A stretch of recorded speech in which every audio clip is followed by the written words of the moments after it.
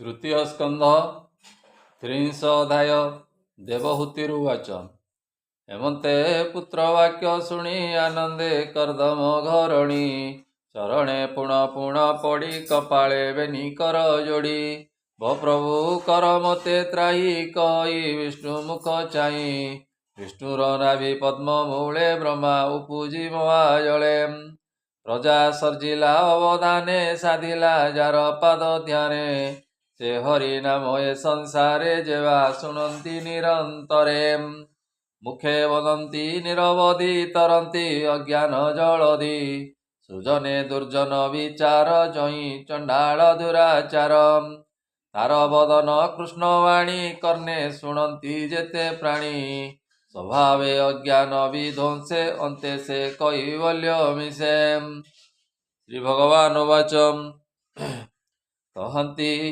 प्रभु भगवान भूमात हुओ सावधान जे काल पुरुष पुराण से प्रभु अति बलवान से काल पराक्रम जेते मु कही पारिबई केते जेते जीव लोक छन्ति ता गति केहि न जानन्ति से काल कल्मष नाशई एणु ता गति के जानई ए चराचर देह धरी ए स्थूल सूक्ष्म आदि करी सकल करई भक्षण क्षुधारे जे सने कृपण जेने समीर बलिहार जिमुते करई विहार से घनता गति न जाने ते सने होई देवगणे कालर गति न जानन्ति से काल बसे भ्रमुथान्ति ए जीव सुख भोग पाई अर्थ उपार्जने भ्रमई विविध दुखेता संचयी से ता अर्थ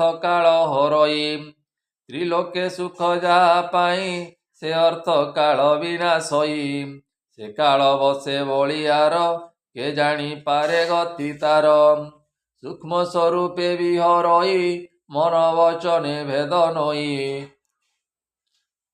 कृषक जन प्राय होई से अर्थे काल विनाशई से काल मुखे जीव रही नाना विवादे हिंसा बही करन्ति नाना छंद माया हृदय न बसे जीवे दया निर्दय भावे मूढ़ पणे काल गरा से पुण्यहीने ताहार नाही पक्षापक्ष सकल करई सुरक्ष ए जीव अति मतिहीन अर्थ संचयी प्रतिदिन जे अर्थे मृत्यु उपगत न जाने मूढ़ पंडित अनित्य देह न बुझई व्यापार करे दुख सई गृह कलत्र धन आदि एणे करई नित्य बुद्धि ए देह परमात्मा मोहे मोहर बोली नित्य कहे ए माया मोहे पड़ी अछि एणु ए न बुझई किछि संसार मध्य जीव माने निरते भ्रमन्ति अज्ञाने जावत जोनिरे भ्रमन्ति सर्वत्रे फुटिण मरन्ति ए घोर दुख सुख माने वैराग्ये न जन्मे अज्ञाने जेबे नरके पड़ी थाई अत्यंत सुखता मणई करई नरक आहार तथापि दुख नुहे दूर नरक जोनि न छाड़ई अज्ञान मोहे स्नेह वई देह कलत्र सुख घर पशु भृत्यादि बंधु मोर मन को एणे दृढ़ करे सुख मणई दुख घरे मणई कृतार्थ होइली अनेक सुख मूल भिली मतुले नाही भाग्यवंत के अछि मो सम जगत तहिरे जेते दुख हुए न बुझे पड़ी माया मोहे तांको पोषणे चिंता करे दगधि मरे दुख घरे करे दुरित दुख मान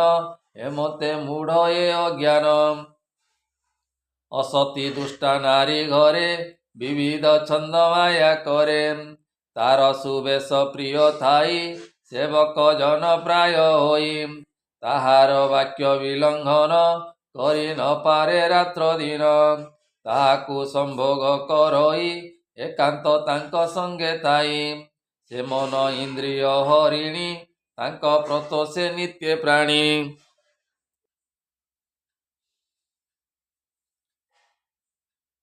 से नारी बसे विहरई ନିଶି ଦିବସେ ମନ ଦେଇ ତାହାଙ୍କ ସୁଖ ଭୋଗ ପ୍ରୀତି ନରକେ ଓଟାରି ପକାନ୍ତି।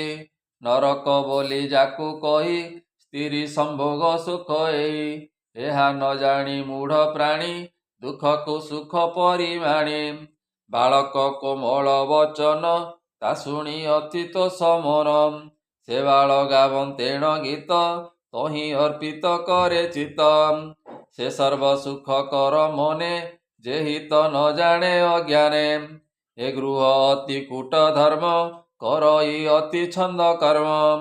କେବଳ ଦୁଃଖର ଏ ମୂଳ ତହିଁ ପଡ଼ିଣ ସେ ବ୍ୟାକୁଳ।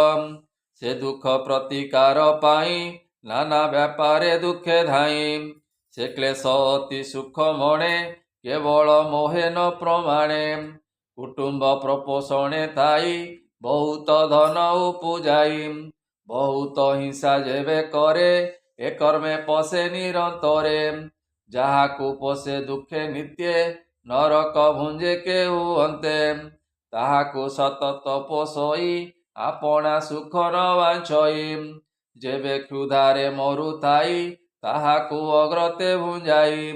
ତେବେ ଭୁଞ୍ଜଇ ଅବଶେଷ ଏ କର୍ମ ଧର୍ମ ଯାଇ ନାଶ। ତଦନ୍ତେ ଲଭେ ଅଧୋଗତି ଏହା ନ ବୁଝେ ଦୁଷ୍ଟମତି। ସେ ଯେବେ ଦଇବ ସଂଯୋଗେ ବିନଷ୍ଟ ହୁଏ କର୍ମ ଯୋଗେ।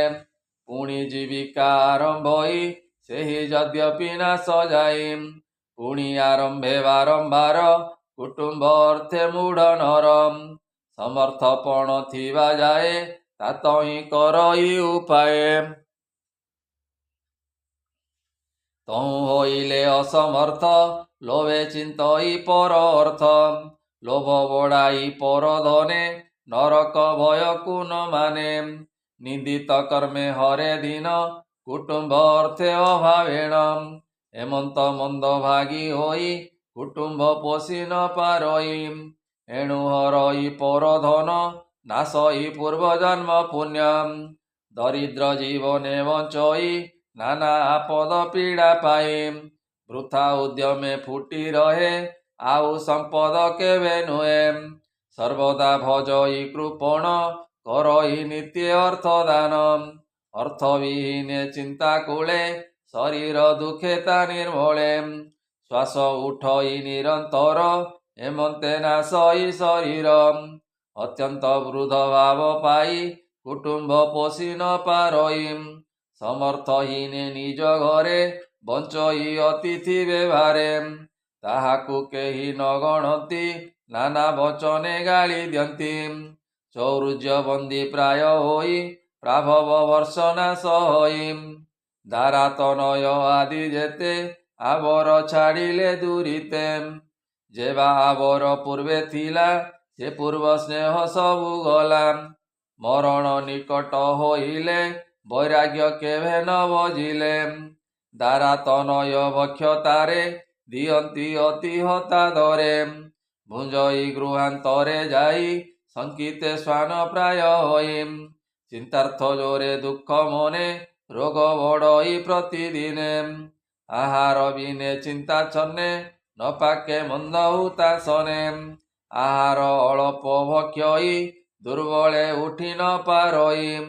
ଗୃହ ବାହାରେ ଆସି ରହେ କଫ ବିକାରେ ଶକ୍ତି ନୁହେଁ। କଫେ ପୂରିତ ନାଡ଼ି ମାନ ଶ୍ୱାସ ନ ଚଳଇ ସମାନ। ଯେଣୁ ପବନ ମନ୍ଦ ହୋଇ ବଚନ ନ ପାରଇ କହି। ସର୍ବଦା ଉଠେ କାଶ ଶ୍ୱାସ ଏଣେ ଲଭଇ ବହୁ କ୍ଲେଶ। କଣ୍ଠ କରଇ ଘୁର ଘୁର ବଚନ ନୁହଁଇ ବାହାର। ବାଲି ଶଯ୍ୟାରେ ନେଇ ଶୁଆଇ ବନ୍ଧୁ ବାନ୍ଧବ ବେଢ଼ି ତହିଁ। ସେ ସର୍ବେ କରନ୍ତି ରୋଦନ ଶ୍ରବଣେ ଡାକନ୍ତି ସଘନ। ହେ ତାତ ବୋଲି କେ ଡାକଇ ତା ଗୁଣ ଭାଳି କେ ରୋଧଇ। କେହୁ ଡାକନ୍ତି ପୁତ୍ର ଭାଇ ପତ୍ନୀ ଡାକନ୍ତି ହେ ଗୋସାଇଁ। ନାନା ପ୍ରକାରେ ଯେ ରୋଧନ୍ତି ତା ଦୁଃଖ କେହି ନ ଘେନନ୍ତି। ସେ କାଳ ପାଶେ ବନ୍ଦୀ ହୋଇ କିଞ୍ଚିତେ ବାକ୍ୟ ନ ଭାଷଇ। ପୀଡ଼ିତ ମୃତ୍ୟୁ ଦୁଃଖ ଘୋରେ କୁଟୁମ୍ବ ଭରଣ ବ୍ୟାପାରେ। ଶୁଣ ଜନନୀ ଏକ ଚିତେ ସଂସାର ଦୁଃଖ ସୁଖ ଏତେ। ମନ ନିବିଷ୍ଟ ତହିଁ କଲା ଇନ୍ଦ୍ରିୟ ଜିଣି ନ ପାରିଲା। ତେଣୁ ହୋଇଲା ମୃତ୍ୟୁ ତାର ଏ ଦଣ୍ଡ ଅତି ଭୟଙ୍କର। ବନ୍ଧୁ ବାନ୍ଧବ ଶୋକା କୋଳେ ତା ଦୁଃଖ ବାଗିକେ ନହିଲେ। ବ୍ୟର୍ଥେ ପୋଷିଲା ତାକୁ ଦୁଃଖେ ସେ ଏବେ ତେଜିଲେ ବିମୁଖେ। ପ୍ରାଣ ଯିବାର ବେଳେ ମାଏ ଅତି ବେଦନା ଜୀବ ପାଏ। ତାର ବ୍ୟଥାରେ ନଷ୍ଟ ମତି ଚେତନା ରହିତ ନୁହନ୍ତି। ତଦନ୍ତେ ଯମ ଦୂତ ବେନି ଆସନ୍ତି ଦଣ୍ଡ ପାଶ ଘେନି। ପାପୀଙ୍କୁ ଘେନି ଯିବା ପାଇଁ ସକ୍ରୋଧ ନୟନେ ଅନାଇ। ସେ ଦୂତେ ଅତି ଭୟଙ୍କର କୁପିତେ ନୟନ ଗଭୀର। ତାଙ୍କ ଦର୍ଶନେ ପାପୀ ଜନ ହୃଦୟ ଭଏ କମ୍ପମାନ। ଆରତେ ଛାଡ଼େ ମଳମୂତ୍ର ସମ୍ଭାଳି ନୁହେଁ କଫ ଗାତ୍ର। ରମ୍ଭା ପଲ୍ଲବ ପ୍ରାୟ ହୋଇ ସର୍ବାଙ୍ଗ ସତୋରେ କମ୍ପଇ। ଯାତନା କଳେ ବର ନେଇ ବଳେ ବାନ୍ଧନ୍ତି ପାଶ ଦେଇ। ନିଅନ୍ତେ ଘୋର ଦୀର୍ଘ ବାଟ ଦଣ୍ଡନ୍ତି ଯେନେ ରାଜଭଟ। ନିଅନ୍ତେ କରନ୍ତି ତାଡ଼ନ ଭୟେ ହୃଦଏ କମ୍ପମାନ। ପଥରେ ଗମନ୍ତେ କୁକୁର ରୋଷେ କାଟନ୍ତି ତା ଶରୀର। ଦଶନ ତୀକ୍ଷ୍ଣେ ଖଣ୍ଡ ଖଣ୍ଡ ବେଗେ ଭକ୍ଷନ୍ତି ତାର ପିଣ୍ଡ। ଏ ବିକ୍ରମୀ କରନ୍ତି ଭକ୍ଷଣ ରୋଦଇ କାତରେ ଉଚେଣ। ସେ ଅତି କଷ୍ଟେ ଭୟ ପାଇ ନିଜ ପାତକ ସୁମରଇ। ଉଠି ପଡ଼ଇ ଯେ ବିକଳେ ସେ ଘୋର ଦଣ୍ଡ ଭୟାକୁଳେ। କ୍ଷୁଧା ପିପାସା ଦୁଃଖ ତର ପଥରେ ନିଅନ୍ତି ସତୋର। ସେ ପଥ ଅତି ତପ୍ତ ବଳ ଝାଙ୍କେ ପବନ ଦାବାନଳ। ତହିଁ ସନ୍ତାପେ ଦୁଃଖ ଭୟେ ପୁଷ୍ପେଣ ପୀଡ଼ନ୍ତି ନିର୍ଦୟେ। ତହୁଁ ତପତ ବାଲୁକାରେ ପ୍ରବେଶ କରନ୍ତି ସତୋରେ।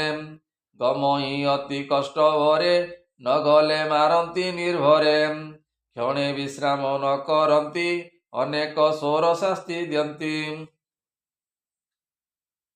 କ୍ଷଣେ ବିଶ୍ରାମ ନ କରନ୍ତି ଅନେକ ଘୋର ଶାସ୍ତି ଦିଅନ୍ତି। ଆଶ୍ରୟ ଉଦକ ନ ମିଳେ ସମର୍ଥହୀନ ଭୟ ଚଳେ। ପଡ଼ି ଉଠଇ ଦୁଃଖ ଶ୍ରମେ ମୂର୍ଚ୍ଛିତ ହୁଏ ଜ୍ଞାନ ଭ୍ରମେ। ସେ ଦୁଃଖେ ଦୟା ନ କରନ୍ତି ଦୁଃସହ ଦଣ୍ଡ ମାର୍ଗେ ଦିଅନ୍ତି। ଗହନ ଘୋର ଅନ୍ଧକାରେ ନିଅନ୍ତି ପାପୀ ସେ ସତୋରେ। ହେମନ୍ତ ଦୁଃଖେ ପାପୀ ଜନେ ପ୍ରବେଶ ଯମର ଭୁବନେ। 34 ସହସ୍ର ଯାହାର ହେମାତ ସଂଖ୍ୟା ସେ ବାଟର।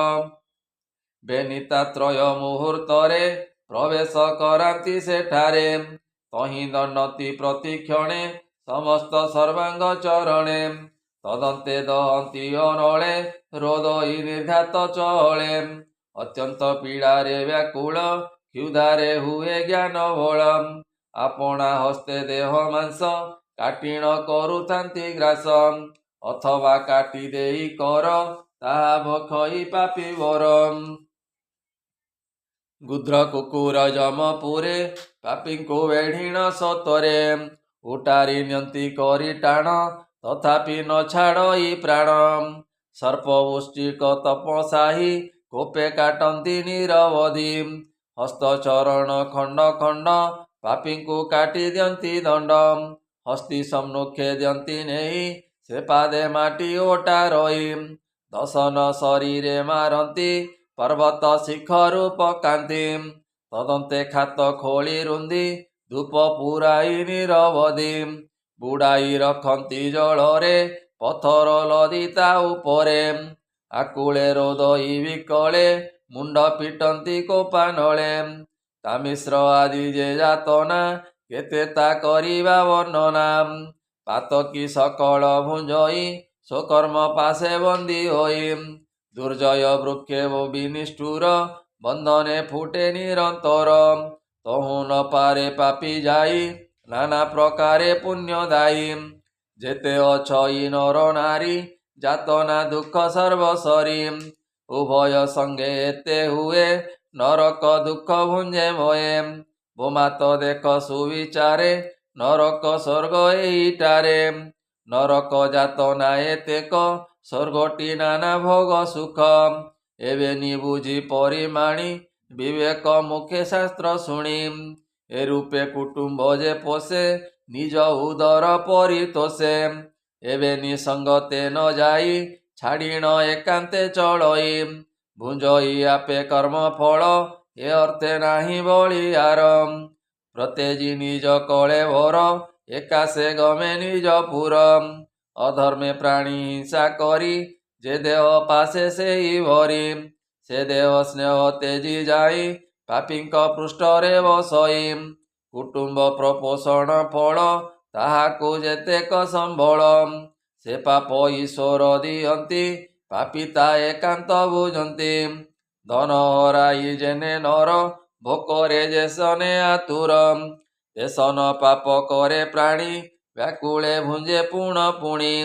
ସେ ଦୁଃଖ ନ ଭୁଞ୍ଜଇ ପର ତେସନେ ନରକ ଆହାର।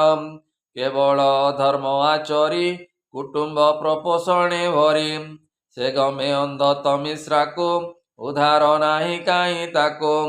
ସେ ଅନ୍ଧ ତମିଶ୍ରା ନିର୍ଭୟେ ନରକ ମାନଙ୍କ ନିର୍ଣ୍ଣୟେ। ମରଣେ ଦହନ ହୁଅନ୍ତେ ନରକ ଭୁଞ୍ଜଇ ଏକାନ୍ତେ। ଯେତେକ ଯାତନା ଅଛଇ କ୍ରମେଣ ସକଳ ଭୁଞ୍ଜଇ। ଶ୍ୱାନ ଶୂକର ଆଦି ଯୋନି ପାପୀ ଲଭଇ କର୍ମ ଘେନି। ଏ ପାପ ଯାତନା ଭୋଗାନ୍ତେ ପବିତ୍ର ହୁଏ ବାହ୍ୟ ଅନ୍ତେ। ତଦନ୍ତେ ନର ଦେହ ପାଇ ଏତେ ସଂଶୟ ନ ଘଟଇ। 30 ଅଧ୍ୟାୟ ସମାପତ ଭଣଇ ବିପ୍ର ଜଗନ୍ନାଥ। इति श्रीमद्भागवते महापुराणे पारमहंस्यां सहितं 82 तृतीय स्कंदे कपिलदेवहूति संवादे नाम 30 बोलानंदे कवार हरि हरि बोल।